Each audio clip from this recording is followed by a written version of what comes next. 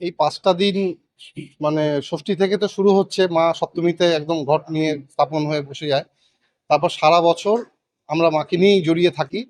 দুবেলা ঠাকুরমশাই এসে পুজো করেন, সঙ্গে আমরাও থাকি।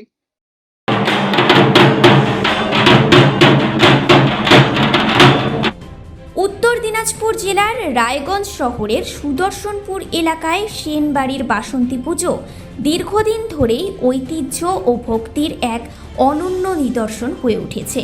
শুধু পুজো নয়, সামাজিক ও মানবিক উদ্যোগের ক্ষেত্রেও এই পরিবারের আলাদা পরিচিতি রয়েছে। তাই এলাকাবাসীর কাছে সেনবাড়ির নাম নতুন করে পরিচয় দেওয়ার প্রয়োজন পড়ে না। প্রাচীন বিশ্বাস অনুযায়ী অশুভ শক্তির বিনাশের জন্য যুগে যুগে মনীষীরা আদ্যাশক্তি দেবী দুর্গার আরাধনা করে এসেছেন। পুরাণ মতে চন্দ্রবংশীয় রাজা সুরথ বসন্তকালে দেবীর পুজো করেছিলেন, যা আজকের বাসন্তী পুজোর মূল উৎস হিসেবে ধরা হয়। বসন্তকালের এই পূজাই একসময় দুর্গা পূজার প্রধান রূপ ছিল, যা বর্তমানে বাসন্তী পূজা নামে পরিচিত। সেনবাড়িতে ২০০৬ সাল থেকে এই পুজো নিয়মিতভাবে অনুষ্ঠিত হয়ে আসছে। পরিবারের সদস্য ও বিশিষ্ট ব্যবসায়ী তথা সমাজসেবী সাগর সেন জানান, আমার মা বাবার হাত ধরেই এই পুজোর সূচনা। বর্তমানে আমরা পরিবারের সকলেই মিলে এই ঐতিহ্যকে ধরে রেখেছি।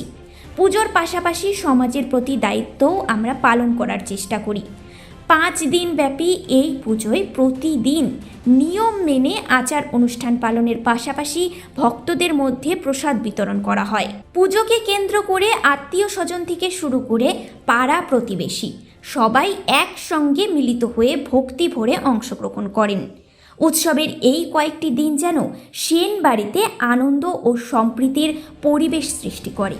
উল্লেখ্য, শরৎকালের শারদীয়া দুর্গাপূজা বাংলা মাস আশ্বিনে অনুষ্ঠিত হলেও চৈত্র মাসের বাসন্তী পূজাকে ধর্মীয় দৃষ্টিকোণ থেকে দেবী দুর্গার নিয়মিত পূজা হিসেবে বিবেচনা করা হয়। রীতিনীতি প্রায় একই হলেও কালের পরিবর্তনে কিছু পার্থক্য দেখা যায়। সব মিলিয়ে রায়গঞ্জের সেনবাড়ির বাসন্তী পূজা শুধু একটি ধর্মীয় অনুষ্ঠান নয়, এটি ঐতিহ্য, পারিবারিক বন্ধন ও সামাজিক দায়বদ্ধতার এক উজ্জ্বল দৃষ্টান্ত। আমার নাম সাগর সেন, আমি ব্যবসায়ী। দেখুন, পুজো তো মায়ের আরাধনা। হ্যাঁ, সেই মায়ের আরাধনাটা সম্পূর্ণটাই মানে মনের ব্যাপার। হ্যাঁ, আর যার যতটা সাধ্য অনুযায়ী মানুষের পাশে দাঁড়ানোটাই স্বাভাবিক, এটাই হওয়া উচিত। দেখুন, সব বাইরে বাচ্চারা বা ইয়েরা সব বাইরে পড়াশোনা করে, এখন তো নিয়মিতাই। হ্যাঁ, মানে উচ্চ মাধ্যমিক পাশ করলে সব বেরিয়ে যায়। পুজো ঘিরে সবাই বাইরে থেকে আসে, আত্মীয় স্বজন আসে, সবাই এক জায়গা হয়, বেশ আনন্দেই কাটে কটা দিন। সঙ্গে মাকে পাওয়া, এই আর কি। অ্যাকচুয়ালি আমরা ছোটবেলা থেকে যেটা জেনে এসেছি যে বাসন্তী পুজোই হচ্ছে আসল দুর্গাপুজো। হ্যাঁ, আর শরৎকালেরটা চকাল বোধন। তো সেই হিসাবে মায়ের শরৎকালের পুজো তো হয়ই। হ্যাঁ, আর বাসন্তী পুজো মানে আসল পুজো হিসাবে আমরা করেও বেশ তৃপ্তি পাই, বা মাকে পেয়ে এই সময় ভালো লাগে, এই আর কি। দেখুন, এটা শরৎ পুজো তো সকলেই করে আর কি।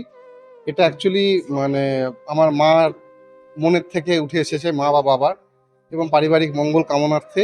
হ্যাঁ, তো স্থায়ীভাবে মা সারা বছর যাতে থাকে আর কি, সেই হিসাবেই এই পুজো যে হয় আমাদের ১ বছরের জন্য মা স্থাপিত হয়ে গেল।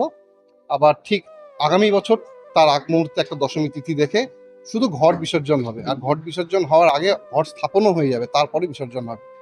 সেই হিসাবে মা যাতে না সরে যায়, মানে আমাদের থেকে সবসময় থাকে আমাদের কাছে ২১ বছর, ২০০৬ সাল থেকে এবার ২১ বছরে পড়ল। এই ৫টা দিন মানে ষষ্ঠী থেকে তো শুরু হচ্ছে, মা সপ্তমীতে একদম ঘট নিয়ে স্থাপন হয়ে বসে যায়। তারপর সারা বছর আমরা মাকে নিয়েই জড়িয়ে থাকি। দুবেলা ঠাকুরমশাই এসে পুজো করেন, সঙ্গে আমরাও থাকি। সারা বছর ৩৬৫ দিন এভাবেই কাটাই।